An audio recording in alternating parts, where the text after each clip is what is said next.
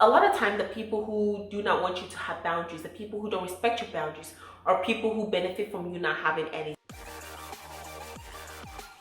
Hello everybody and welcome back to my channel. And if this is your first time here, hello, welcome. This is Essential Patience and I am Patience. And today we're going to be talking about managing our expectations in the year 2024, ways that we can put ourselves in the best positions not to be disappointed, let down, but also knowing how to manage your expectations is crucial for maintaining healthy relationships, achieving personal satisfaction, and also navigating life's challenges. So here are some tips on how to manage your expectations in this year and beyond. But before we get into them, remember to like this video, subscribe to my channel if you haven't already, and ring the notification bell so you do not miss out on any of my future videos.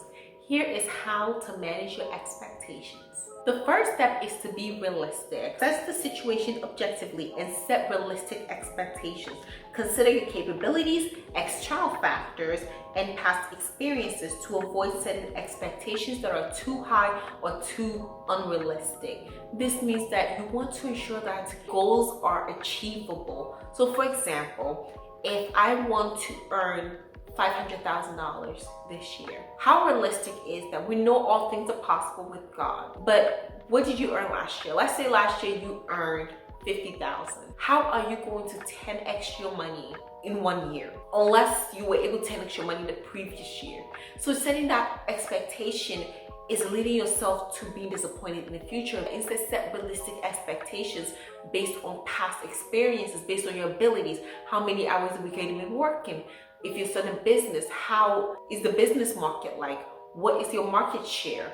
How are you going to reach people? What is going to be your investments? What's going to be your return? Always set that expectations. If I said I wanted to wake up 4 a.m. every single morning, well, that's not unrealistic. Looking at my schedule, the time I sleep, how many hours I work in a day, it's just going to be very hard to wake up at 4 a.m. every single day. Now, 5 a.m. for me is more realistic because I would have done a good 6-7 hours rest, sometimes less because I'm in graduate school.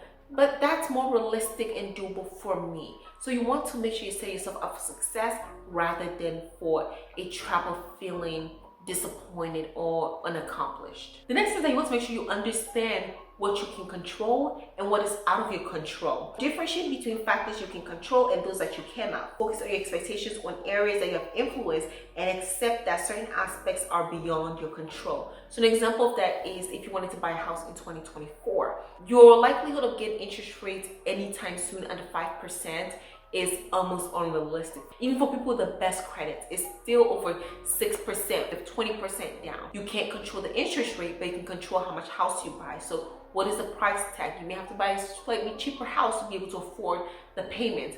Maybe instead of putting down 10%, you can save up to 20%. Instead of buying really quickly in the summertime, maybe you want to wait till the fall when things kind of drop and things settle down. So you want to look at what you can control and what you cannot control. Maybe you can even work more hours and increase your income so that you can take on the house payment that you want to take, but it'll be more slightly comfortable so you're not house poor. So these are all factors that we can control up to a certain extent versus something like the interest rate, which is arbitrary and you cannot control. And the only way that you can control it hypothetically is if you bought your house in cash. But most people don't have money to buy an entire house in cash. But then even if you did, then the interest rate would be something that would be of no concern to you. And in managing your expectation, you also want to communicate effectively and clearly to people around you. Clearly communicate your expectations to others, especially in personal or professional relationships. Open and honest communication helps prevent misunderstanding and aligns everybody who is involved. This includes friendship, relationships, family. So let's say in 2024, you decide that you do not want to lend money to any of your friends or family. And this is something that maybe you continuously did in prior years. Well, communicate clearly with them. Would you still give money as gifts? So if you ask me for, say, $500, I'm not gonna lend it to you, but if I had $50 to give it to you, I will gift it to you with no expectations of you paying me back versus, okay, I'm not gonna give any money at all. Are there exceptions to it? If there are, let that be known. If not, tell them this is great to be clear and concise with it and stick to it as the time goes on. Communicating effectively, not saying, oh, maybe I could, I'm thinking. That is setting yourself up to be tangled up with a bunch of word salad and nobody understands what you're saying, so nobody's going to take you seriously. And then you also want to manage your expectation by anticipating challenges. Life is all about challenges. It's never just a smooth ride. So you want to make sure that you understand the challenges that may arise, and not everything will go accordingly to plan. Prepare to adapt and find solutions when faced with unexpected situations. I went through this when I bought my car in 2023. I had this expectation at first I was going to buy a used car, and then the used car market really shot up by 2022 and it was at an all-time high. So I decided, okay, let me buy a new car. And I had everything planned out to the T. I was going to get the most basic model. I was going to have no add-on. And I went to the dealership. And not only did I buy a higher model that I thought I was going to do, but then they wouldn't sell me the car without certain add-ons. I ended up having to pay thousands more than I had planned to do so. But you know what? I'm glad I wasn't too stuck on it. I knew that the car market was much higher than it otherwise should have been. But I was able to buckle down and pay off my car and take on more work, just knowing that, okay, this is a challenge that came my way, but I'm ready to tackle it on. So I'm not gonna have this day hanging around me like a pet. Instead, I'm going to buckle down, cut my budget, cut down any of my expenses that I can, and put it towards my debt. So challenges will certainly come. It's all about how prepared you are to handle it and how you take action to handle it. And in that situation, I really had to prioritize, which is the next thing you need to do to manage your expectation. So prioritize your expectations based on importance and recognize that not every expectation is equally significant, and some may need to adjust based on circumstances. This was very prevalent when I had to cut my budgets, but then also in life of starting graduate school. Work is my #1 priority because that's how I pay my bills, that's how I live. But school has also become very important because I need a certain GPA to make sure that I maintain my scholarship and I get my tuition reimbursement. This YouTube channel is also important to me, but I know that I will prioritize work and school over my YouTube channel. But I do my best to be consistent as possible because it's also important to me. Things I've taken a lay back is certainly some fun because I can always do fun when I'm out of work. Vacations, I've canceled vacations to stay in school and for work. You can certainly have it all, but not all at once. Things happen one step at a time, and you're going to have to sacrifice something. Something's gonna give for you to live a life. We only have 24 hours in a day. We only have 7 days a week, 365 days a year. So it's important that we prioritize what's important to us, and sometimes things are going to have to take a step back. And the good thing about this new year is that we can reflect and learn based on past experiences. Reflect on your past experiences, both positive and negative, and identify patterns and lessons that can help you set more realistic expectations in the future. I do have a pattern of setting a lot of goals for myself, sometimes way beyond what I know I can accomplish, even on my day-to-day tasks, my day-to-day to-dos. But at the end of the day, I have to learn from experience of how many videos can I realistically film in a day. That's something I really struggled with. How can I make sure that I'm accomplishing everything at work, at school? How long will it take me to read an entire chapter, go through the quizzes, the practice quiz, do the actual quiz, do my discussion? And sometimes you don't give enough time to how long it actually takes. Even cooking, for example, if that's something that you want to do, how long does it typically take you to cook? It doesn't take an hour. Most cooking will probably take 2 to 3 hours, 4 or 5 if it's a complicated meal and you're cooking multiple things. So budget your time accordingly. And yes, I said budget your time accordingly. We don't have an unlimited amount of time. Even with your money, how much can you realistically live on? How much can you realistically save? How much can you realistically invest? And how much can you realistically go towards your fun? These are things that you want to make sure that you are learning from your experiences. If you used to think in 2023 your monthly budget for food would be $100 and you know that that's clearly not true, this year make the adjustment. Look at your average. Of course, there's some stuff that you can cut out eating out, cut out ordering food, and just based on groceries, based on what you realistically eat and what you actually will eat, not food that you're wasting. How much do you need? And in all of this, you also want to make sure that you are practicing gratitude. Gratitude is such an important part of our lives, and cultivating a sense of gratitude for what you have. This helps you in appreciating the positive aspects of a situation rather than solely focusing on unmet expectations. And this is really important when you have goals for yourself. So especially looking so much into the future. I have a lot of future goals of I want to buy a house, I want to be financially stable. But now I have to be grateful for what I have. I'm grateful for my health. I am grateful for the opportunities that I have today. And I want to take time to appreciate it and not just always live in the future, but live in the now. Be grateful for your life. Be grateful for the fact that every morning you have another day to be better and to do better. So let's not just live in the future. Let's not live in the past, but let's live in the now, good or bad. It has brought us to where we are today. And our actions today will lead into who we will be in the future. So let's make it count. The next one is something I've definitely struggled with in the past, which is to be flexible. When you're managing expectations and you're not being flexible with how things come, you're going to get yourself into situations of disappointment, feel trapped because you're not being flexible with what people are going to do, how long it's going to take them to do it, and when to expect certain results. Embrace flexibility and be open to adjustments. Sometimes unexpected opportunities or challenges may be required to you to adapt to your expectations. I was certainly very flexible when I chose my job. I had several job opportunities at the time that I was in my senior year of college, and at first I was very set on this one job, and I thought I was going to move to Michigan, and I went to live in Michigan for like 3 months, and I really didn't like it as much as I thought I would, and I had to basically switch up my entire plan. I felt lost from then. I had several job opportunities in all different states, and I just couldn't somehow pick one because I'd already had to turn away from a dream that I thought I was going to have, a life that I thought I was going to live. I was literally planning so much to go to Michigan, to live like this, to do that, and it didn't happen because I didn't really like living there. And when I had this job opportunity, I definitely had to pray on it, and when I picked this job, it felt right, and I'm so glad. But being flexible enough to know that this is a place where God wanted me to be, like I can truly see it, because like how I've been able to find family here. I have a good group of friends, my job is great church life. I couldn't imagine not being flexible and just staying fixed in what I knew wasn't right for me. So be flexible and be open to opportunities, because even though we make plans, God has even better plans for us. So don't get stuck in your ways and not be flexible. Be open to opportunities. And even though you want to be flexible, set boundaries. Boundaries will protect you so much in life. Clearly define your boundaries and communicate them to others.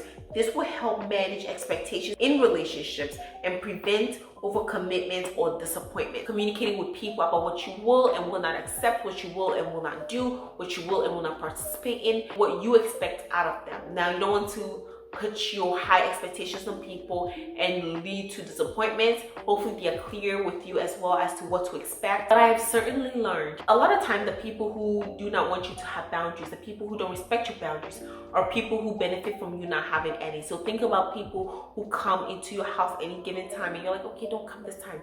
Of course they won't benefit from that, because they want to be able to walk in and out of your house just like they want to be able to walk in and out of your life anytime they want. People who want you to seek their validation, grasp onto every single word or action that they take. It's time to set boundaries and to protect yourself from those people. It's not always fun, and you will have to enforce it by yourself. Positive and negative reinforcement. I've explained this in a lot of my videos about ensuring that you positively reinforce the good behaviors and you negatively reinforce the bad behaviors. Otherwise, you're going to be miserable. So speak up your mind. You can't just live under other people's expectations. Your own expectations should be managed, but then make sure that you set boundaries with other people to ensure that you are living your life the way you want it to be. Because at the end of the day, you're only living for you and you have one life, so make it count. And because of boundaries, you'll be able to free up time that you otherwise would be engaging with other people or wasting time. So once you're able to get it back, manage your time effectively. Consider the time required to meet expectations. Avoid setting unrealistic deadlines that may lead to stress or disappointment. And this would include how fast you pay off debt, how fast you save money, how fast you're able to enjoy certain indulgements, one's needs, be able to set this time. I work 10 hours a day, there are 24 hours in a day, so already a big chunk, almost half of my day is blocked out for work. The other time is prepared for work. So I'll be able to wake up, take a shower, brush my teeth, get ready for work, drive to work, come back from work. So already a good 12 to 14 hours is just bouncing around work. Of course, I have to sleep as well, and then now school has entered. All of a sudden, the time in the day doesn't seem to be as much anymore. But I just have to make sure that I am being realistic with how long it takes to do things and managing my expectations of how long I expect to be at work, because that's always said, and how long I need to complete certain tasks. So you want to make sure that you're managing your time effectively. You also want to seek clarity for anything that you do not understand. So when working with others, seek clarity of their expectations as well. Make sure everyone involved has shared understanding on what to expect. Same with your relationships. Make sure that they understand what you expect from you, what you expect from them. And if there's any misunderstanding, clarify that then. Don't feel shy into clarifying, okay, what do you mean you're going to do this? Don't let somebody promise you a toy moon and then you think they're going to actually deliver the actual moon to you. So clarify any misunderstanding. And if you have any discrepancies, hold back, speak now. Don't wait for time to pass by days, weeks, sometimes months and years. And life is a journey, so don't just focus on the outcome. Focus on the growth in the process. Focus on how you can make the process as enjoyable as possible. Place importance on the journey and the steps you take, not just on the end result. This can reduce the pressure associated with achieving a specific outcome. Sometimes we're always living for the future. One of my favorite songs when I was young was The Climb, the journey, not just think about the end goal. And that's what I used to do when I was in high school and undergrad. I used to say, life is going to get better once I graduate high school. I did. And then the next thing was college. And then when I got a job, and then I graduated college, I got a job, and I started grad school. And I'm like, okay, now I'm busy. Life is going to get better when I graduate grad school. By the time I graduate grad school, I'm going to be like 25, almost 26. That's a while from now. So it's important to start enjoying life now and to focus on your growth, the process, making the best of any experience, and not just living in the future. Living in the future is just like living in the past. It's useless. Live in the present and enjoy the now. And the last but absolutely not the least is to practice self-compassion. Protect yourself. Don't just compare yourself to other people. Comparison is a thief of joy. Be compassionate about the things that you can and cannot do, and know that just because somebody's able to do a whole lot more than you does not mean that what you're doing is any less important. It doesn't mean that what you're doing is not as great. We all have different timelines. We all have different opportunities, skills, and excelling. Do not minimize what you do because somebody does something better. Be kind to yourself. If things don't go as planned, understand that setbacks and challenges are a natural part of life. Treat yourself with the same compassion you will offer to others. And that's another thing. We sometimes treat other people better than we treat ourselves. And I've definitely gone through the process of treating myself better, being kinder to myself. People have outside criticism, but we criticize ourselves much more than anybody else could ever criticize us. And that's not a great place to be. So be compassionate to yourself. Have self-compassion, love yourself, and be gentle with yourself, because you are a human being just like everybody else is. Treat yourself as such. Remember that effective expectation management is an ongoing process that requires self-awareness, communication, and adapting from time to time. By incorporating these principles into your daily life, you can foster healthy relationships and cultivate more positive and resilient mindset. It's a day-to-day process where if you start any of these tips today, it's not going to be able to be resolved in a week or two or even a month, maybe even not a year. But your life will get better. You're going to enjoy the fact that and be appreciative of the fact that you started managing your expectations. We live life forward, but we understand it backwards. So take your time in implementing these tips. Don't come down yourself if you're able to implement all of them. Reflect back on it, add more, make changes, and adapt it to your lifestyle. Because at the end of the day, your world is about you. So do anything that you need to do to make it better. And with that, I'm bringing this video to an end. Thank you all so much. We started now. The light is basically gone. It's getting late. Hopefully, this will help you to find some practical tips to manage your expectations. Like this video if you enjoyed it. Subscribe to my channel if you haven't already. And ring notification bell so you do not miss out on any of my future videos. Also, share this video to anybody you think it'll be helpful to. And if you enjoyed this video, watch another one. I have so many videos on my channel, and may I recommend the effects of magical thinking. I think that was a very good video, so watch it and let me know what you think about it, and leave in the comment section, do you have a problem managing your expectations, and which tips are you going to start immediately implementing to help you manage your expectations? So thank you all so much again, and I'll see you in the next one.